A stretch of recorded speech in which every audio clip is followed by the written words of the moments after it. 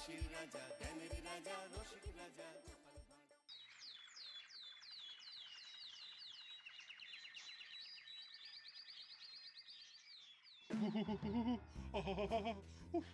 এখনো জ্বলছে। তোমাকে এসে থেকেই দেখছি ঘটিতে আঙুল ডুবিয়ে বসে আছো, কি হয়েছেটা কি? আর বলবেন না মহারাজ, আমার গিন্নি চলে যাওয়ার পর থেকে তো হাত পুড়িয়ে খাই। আজকে সত্যি সত্যি রান্না করতে গিয়ে হাত পুড়ে গেছে, তাই তো? হ্যাঁ মহারাজ, আপনি একদম ঠিক ধরেছেন। বেশ, বুঝলাম, কিন্তু এখনো গোপাল এলো না। মহারাজ, আপনার জন্য একটা পত্র এসেছে। কই কই দেখি।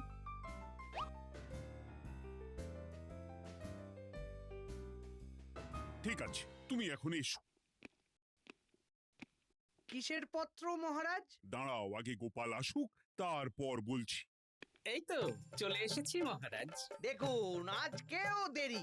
আপনি কিছু গোপালকে বলেন না বলে লাই পেয়ে পেয়ে গোপাল আপনার মাথার উপরে উঠে গেছে। আমার নাম কি চুল নাকি যে মাথার উপরে উঠবো?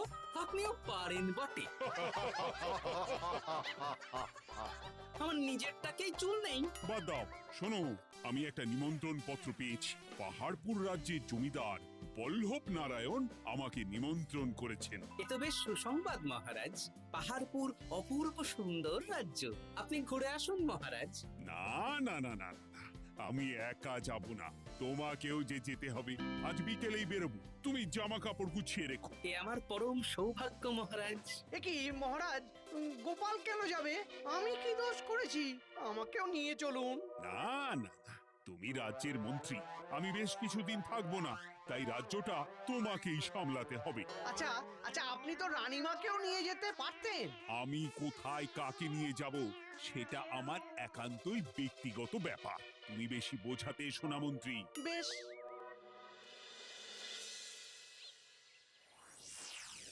গোপাল গোপাল আর গোপাল, এই গোপালের জন্যে আমাদের কপালটাই মন্দ থেকে গেল। মন্দ না, বলুন বন্ধ থেকে গেল। সব সুযোগ ওই গোপাল পাবে, আর আমাদের বেলা ছাই। আজকেও গোপাল রাজসভায় দেরি করে এলো, তবু বেটাকে মহারাজ কিছু বললেন না। বলবে কি? উল্টে মহারাজই তো গোপালকে ঘুরতে নিয়ে যাচ্ছেন। পাহাড়পুরে গিয়ে ভালো মন্দ আহার করবে গোপাল, আর আমি রাজ্য পাহারা দেব। হ্যাঁ, ঘেন্না ধরে গেল এই জীবনে। গোপাল যতদিন আছে ততদিন কিন্তু আমরা ওই ফুলে ফেপে উঠতে পারবো না। গোপালের যেন 7 খুন মাপ। আমরা তো বানের জলে ভেসে এসেছি। আপনি তো গোপালকে তাড়ানোর অনেক চেষ্টা করেছেন, কিন্তু কিছুতেই কিছু হয়নি। হবে কি করে? গোপালের একে ওই ক্ষুরোধার বুদ্ধি, তারপর মহারাজের উপর অগাধ বিশ্বাস, দুটো মিলেমিশে এক হয়ে গেছে। মাঝে মাঝে তো মনে হয় বেটাকে মেরেই ফেলি, আমার দু চক্ষের বিষ।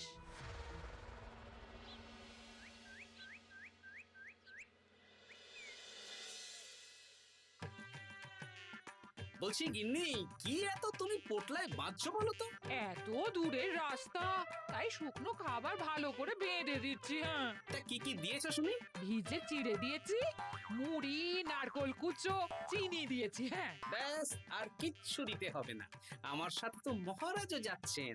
আমি একটু বেশি করে দিয়েছি গো। দূর, সে কথা বলিনি। মহারাজ যাচ্ছেন তো, তাই মহারাজও নিশ্চয়ই রাজবাড়ি থেকে ভালো মন্দ খাবার নিয়ে আসবেন। যে যার নিজের তালে থাকে। কি আর করবো গিন্নি, উদরকে আদর করে যা সুখ তার অন্য কিছুতে নেই। বেশ বেশ, সাবধানে যেও। হ্যাঁ, তুমিও সাবধানে থেকো কিন্তু। আর নাতনি নাতনিগুলো এলে তাদের জানিয়ে দিও যে দাদু বেশ কিছুদিন থাকবে না। ঠিক আছে গো, ঠিক আছে। সাবধানে যাবেন মহারাজ।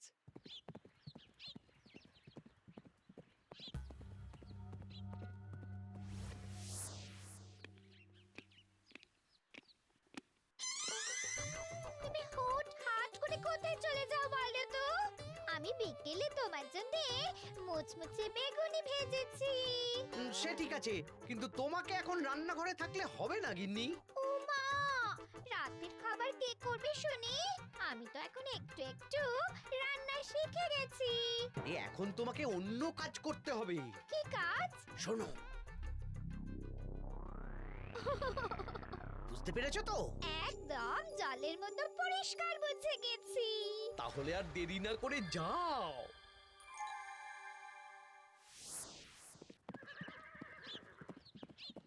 মহারাজ একটা কথা বলতে পারি? বলো গোপাল। আমরা পাহাড়পুর জমিদার বাড়িতে যাচ্ছি কেন? তুমি তো জানো আমাদের সেনাপতি এখন একা একাই নিজের সংসার সামলায়। হ্যাঁ, ওই ঘটনার পর থেকে তো সেনাপতির জন্য ভালো পাত্রীও পাওয়া যায়নি। পাহাড়পুরের জমিদার বল্লভ নারায়ণের একমাত্র কন্যা এখন বিবাহযোগ্যা, তাই আমি আর তুমি দেখতে যাচ্ছি। সেনাপতিকেও সাথে নিয়ে গেলে হতো। না, আগে আমরা যাব, মেয়েটা কেমন সেটা বিচার বিবেচনা করে ফিরে আসব। তারপর যদি সেনাপতি রাজি হয় তখন আমরা বাকি ব্যবস্থার দিকে এগোবো, তাই তো?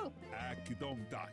আর তোমার চেয়ে ভালো মানুষ চেনার ক্ষমতা আমার জানা আর কেউ নেই, সেই জন্যই তো তোমাকে নিয়ে এলাম। এ আমার পরম সৌভাগ্য মহারাজ।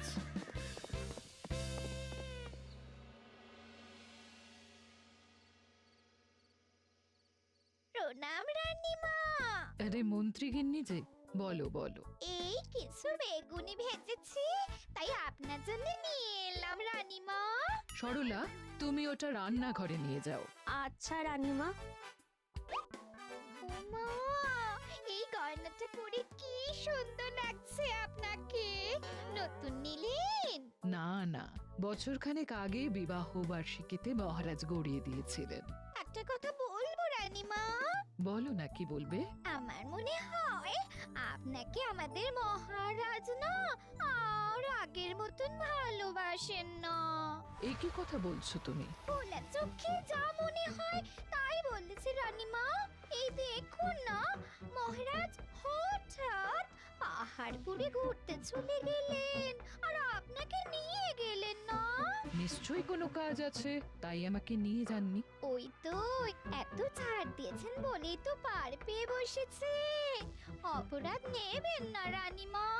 মহারাজ সব ব্যাপারে শুধু গোপাল আর গোপাল, কিন্তু বাড়িতে যে আপনিও আছেন সেটা মহারাজ খেয়ালই করেন না।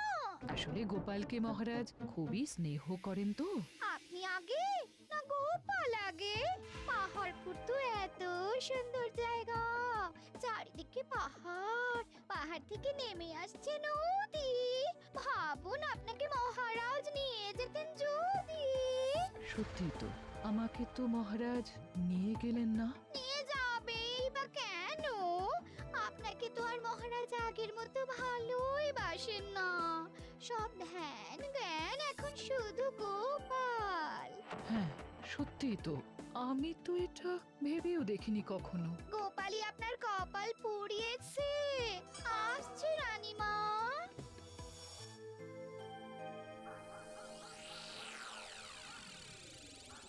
কি গো গিন্নি, আমি যেমন যেমন বলেছি তুমি তেমন তেমন রানীমাকে বুঝিয়েছো তো? হ্যাঁ হ্যাঁ, আমি একেবারে এমন ভাবে কানে পুষ্পন্ত ঢেলেছি, রানীমার কান মাথা সব সব ভরে গেছে। এবার শুধু মাঝে মাঝে ইন্ধন জুগিয়ে যেতে হবে, বুঝলে? তারপরে তোমার পথের কাঁটা ফাঁকা হয়ে যাবে। আর একবার গোপাল সরে গেলেই আর কোনো চিন্তা নেই। দু হাত ভরে রোজগার করবে গো।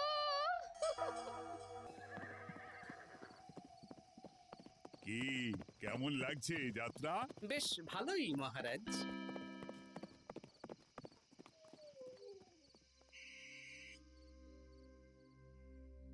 রানীমা, খাবার কি আমি এই ঘরে নিয়ে আসবো? না, আজ আমি কিচ্ছু খাবো না, কিচ্ছু না, খিদে নেই, যাও। এ কি রানীমা, আপনি তো সেই দুপুরের পর কিছুই খাননি। তোমাকে একবার কিছু বললে তুমি বুঝতে পারো না? বলেছি তো আমার খিদে নেই, আমাকে বিরক্ত করো না, যাও।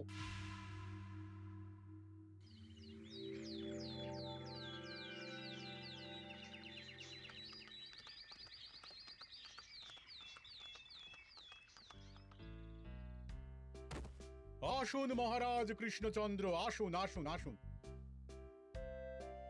কি সুন্দর জায়গায় পাহাড়পুর, মনে হচ্ছে বেশ কিছুদিন থেকে যাই। তা থেকে যান না। এখন যে কাজে এসেছি সেটা আগে করে নি, তারপর যদি সব ঠিকঠাক তখন তো আবার আসতে হবে। তাও ঠিক। এই বিমলা মা, এদিকে আয়। এই নিন কমলা লেবুর শরবত। বেশ সুন্দরী দেখতে মহারাজ। নিজের মেয়ে বলে বলছি না, বিমলা সব কাজ নিজের হাতে করে। বাড়িতে পাঁচটা দাস দাসী আছে, তাদের কাজই করতে দেয় না। বাহ বাহ বাহ, ভালোই তো।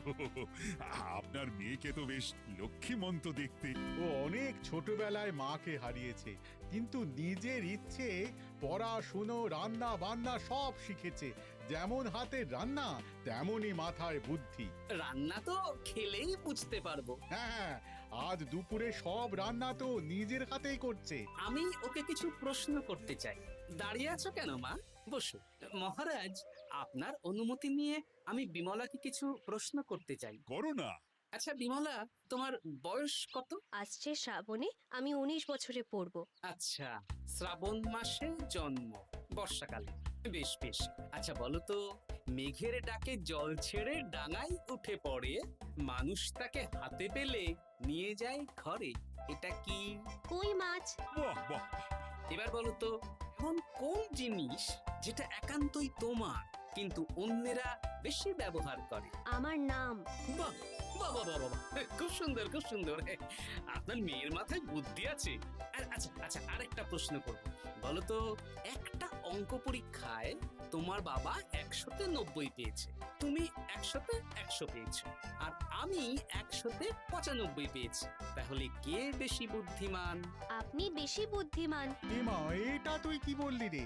তুই তো 100-তে 100 পেয়েছিস, তাহলে তুই বেশি বুদ্ধিমান হবি না? না না, আমি হলে তো বুদ্ধিমতী হব। দারুণ দারুণ। জমিদার মশাই, আপনার মেয়ে সত্যিই বুদ্ধিমান। না মানে বুদ্ধিমতী। এবার দুপুরের ভুরি ভোজটা খেলেই বুঝতে পারবো হাতের জাদু।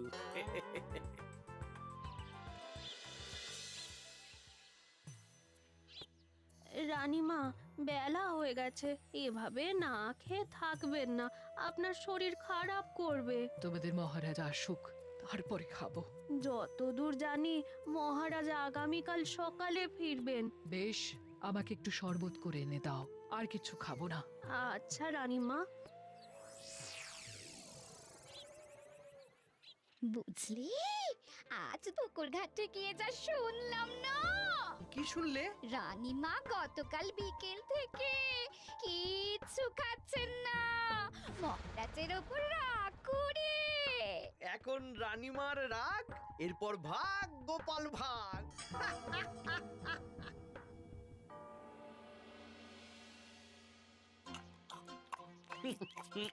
সত্যি বিমলা, তোমার হাতের রান্নার কোনো তুলনা নেই মা। আমাদের সেনাপতি তাহলে আর হাত পুড়িয়ে রান্না করবে না বলছো? সে যদি কর্তাগিন্নিতে রাগারাগি হয় তখন। মা আমার লজ্জা পেয়েছে। তা আপনাদের কোনো আপত্তি নেই তো? কি যে বলেন, আপনার রাজ্যের সেনাপতি বলে কথা। বলছি, বিমলাকে তো আমাদের সেনাপতি দেখলো না, তাহলে? বিমলার একটা তৈলচিত্র আছে, আমি আপনাকে বরং সেটা দেব, আপনি ওনাকে গিয়ে দেখাবেন। সেই ভালো হবে, আমাদের খুব পছন্দ হয়েছে। তাহলে সেনাপতি রাজি হলে আমরা বিবাহের তারিখ চিঠিতে জানিয়ে দেব। আচ্ছা মহারাজ।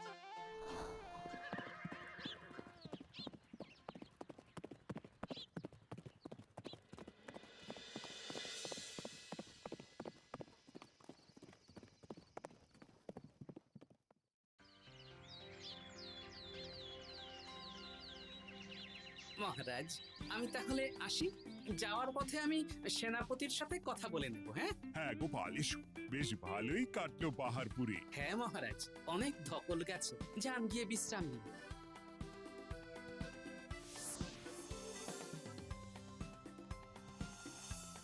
কি সেনাপতি, পছন্দ তো?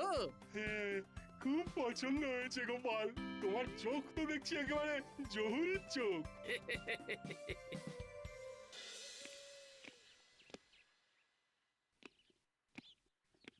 চিরটা কাল আপনি ওই গোপাল গোপাল করে কাটিয়ে দিন। কি হলো? রানীমা গত পরশু থেকে কিচ্ছু খাননি, গতকাল একটু শরবত খেয়েছেন শুধু। কেন, কি হয়েছে? দেখুন মহারাজ, সহ্যের একটা সীমা আছে। আরে, আমার তো কিছুই মাথায় ঢুকছে না। মাথায় শুধু গোপাল থাকলে আমার কথা ঢুকবে কি করে মহারাজ? আপনি আমাকে আর আগের মতো ভালোবাসেন না মহারাজ। এসব কি বলছো রানী? ঠিকই বলছি। আপনি খেয়ালই করেননি যে আমি গলায় আপনার পছন্দের পান্নার হার পরেছি মহারাজ। আরে আমাকে বলার সুযোগ দেবে তো। দেখুন, আপনি পাহাড়পুরে ঘুরতে গেলেন, গোপালকে নিয়ে গেলেন। আমারও মনে হয় কোথাও ঘুরতে যাই মহারাজ। আরে গোপালকে নিয়ে যাওয়ার প্রয়োজন ছিল, তাই নিয়ে গেছি। গোপাল তো আপনার প্রিয়জন, তাই ওকেই আপনার প্রয়োজন। আমি তো কেউ না।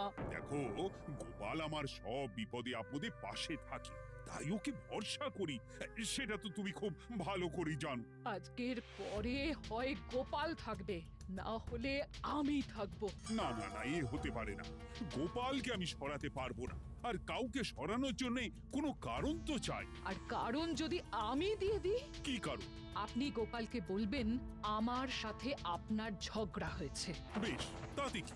আপনি গোপালকে বলবেন ও যেন আমাকে বলে আপনার কাছে ক্ষমা চাওয়ার জন্য, আর আমি ক্ষমা চাইবো না। ব্যাস, আপনি এই সামান্য কাজটা গোপালকে করতে না পারার জন্য ওকে তাড়িয়ে দেবেন। ওকে মাত্র 7 দিন সময় দেবেন। ব্যাস। ঠিক আছে, আমি এক্ষুনি গোপালকে ডেকে পাঠাচ্ছি। দেখো গোপাল, এখন যদি রানী আমার কাছে ক্ষমা না চায়, তাহলে কিন্তু আমি বাধ্য হব তোমাকে রাজসভা থেকে তাড়িয়ে দিতে। আচ্ছা মহারাজ, বুঝেছি। রানীমা আপনার কাছে ক্ষমা চাইবেন, কিন্তু তার জন্য আপনাকে আমার কথা মতো কিছু কাজ করতে হবে মহারাজ। কি কাজ বলো? বুঝেছেন? হ্যাঁ। না গোপাল, আমি মহারাজের কাছে ক্ষমা চাইতে পারবো না। দেখুন রানীমা, আমার মনে হয় আপনার ক্ষমা চাওয়াই উচিত। পুরুষ মানুষের মন বলে কথা, যদি বেশি দিন আপনি মহারাজের সাথে এরকম তিক্ত সম্পর্ক রাখেন, তাহলে কিন্তু মহারাজের মন অন্যদিকেও চলে যেতে পারে। এমনিতেও কি গোপাল? কিছু না রানীমা, শুধু এটুকু জেনে রাখুন, রাজবাড়ির মাঠে বাঁশ বাঁধা হবে। মানে কেন?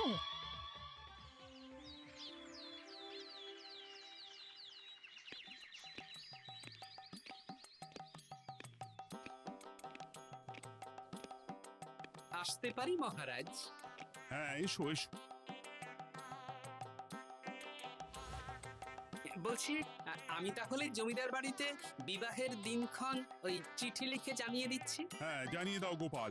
আর কি কি কেনাকাটা করতে হবে সেটার একটা তালিকা বানিয়ে ফেলো। আচ্ছা মহারাজ, মেয়ের শাড়ি আপনি নিজে পছন্দ করে কিনবেন তো? হ্যাঁ, ওই শাড়িওয়ালাকে আজকে দুপুরেই আসতে বলো। আচ্ছা মহারাজ। বিয়ের শাড়ি, কেনাকাটা, এসব কি মহারাজ? সেসব বলা যাবে না রানী, সময় হলে জানতেই পারবে। তবে বিমলাকে অপরূপ সুন্দরী দেখতে, এটুকু বলতে পারি। দেখুন তো মহারাজ, ওই টোপরটা ঠিক আছে কিনা? একদম ঠিক আছে, খুব সুন্দর। শাড়িওয়ালা এক্ষুনি আসছে। আসছি মহারাজ। এসো এসো। কার জন্য শাড়ি লাগবে মহারাজ? রানীমার জন্য? না না, বিমলার জন্য। বিমলাকে? এক অপরূপা তরুণী, বুদ্ধিমতীও আছে, ধীর স্থির, ঝগড়া করে না। বেশ, অনেক হয়েছে মহারাজ। দোহাই আপনার, আপনি দ্বিতীয় বিয়ে করবেন না। আমি ক্ষমা চাইছি। কি বলছো রানী? আমি বুঝতে পেরেছি, আমি আপনাকে গোপালের নামে 2-4 কথা শুনিয়েছি বলে আপনি বিয়ে করতে চলেছেন। আমি আর রাগারাগি করব না, আমাকে ক্ষমা করুন। ব্যাস, রানীমা ক্ষমা চেয়ে নিয়েছেন, মানে আমার চাকরিটা থাকছে। হ্যাঁ গোপাল, হ্যাঁ, দোহাই তোমার, মহারাজকে বিপথে চালিত করো না। আরে দূর, আমি বিয়ে করছি নাকি? বিয়ে তো হবে সেনাপতির। ওর জন্যই তো পাত্রী দেখতে পাহাড়পুরে গেছিলাম, গোপাল আর আমি। তার মানে মন্ত্রীর বউ আমাকে ভুল বোঝালো? আবার মন্ত্রীর কোনো ষড়যন্ত্র হবে, ওকে না নিয়ে গিয়ে গোপালকে নিয়ে গেলাম বলে। সেনাপতির বিয়ের আগেই আপনি মন্ত্রী মশাইকে ধোলাইটা দিয়ে দিন। ঠিক বলেছ রানী, তুমি বরং শাড়ি পছন্দ করো, আর আমি চললাম মন্ত্রীকে ধোলাই দিতে।